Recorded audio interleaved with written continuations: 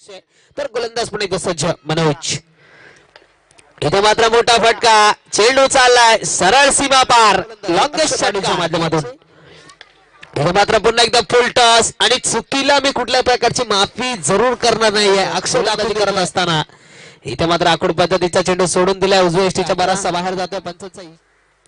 इथे मात्र पुन्हा एकदा मोठा फटका, चेंडू हवेत आणि बघता बघता चेंडू चाललाय सरळ सीमा पार 6 धावांसाठी टोलवल्यात मनोजला. इथे मात्र आखूड पद्धतीचा चेंडू, चांगला फटका, उंची जास्त, लांबी कुठेतरी कमी पडते.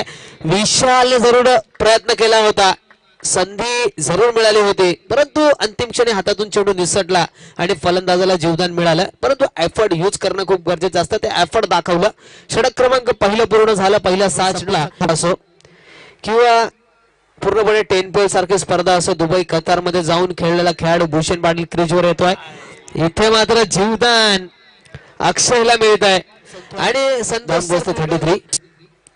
इथे मात्र चांगला फटका, मिडविकेट क्षेत्रात टोलवतोय, क्षेत्ररक्षक विशाल धावतोय, चेंडू पकडतोय, उचलतोय, फेकतोय, तोपर्यंत खराब चेंडू फेके आणि त्याचा मोबदला 2 धावा. इथे मात्र सद मैत्री. तर आज मात्र भूषण पाटील जरूर बाद झालाय, परंतु अक्षय पाटीलच्या बॅट मधून निघालेला हा लांब होता आणि उत्कृष्ट फलंदाज हा मान मात्र भूषण पाटीलला मिळाला होता, परंतु ती ट्रॉफी मात्र अक्षय पाटीलने 50 या आकड्यावर.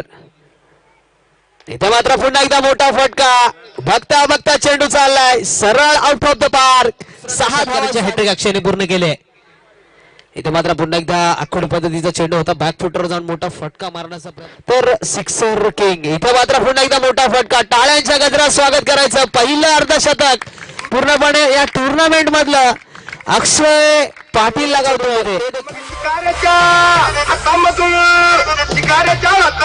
अक्षय पाटील बॅट आम्हाला दाखवायचे, टाळ्या वाजवून स्वागत करा. खरंच जितकं कौतुक या खेळाडूचं करावं तितकं कमी, कारण पूर्णपणे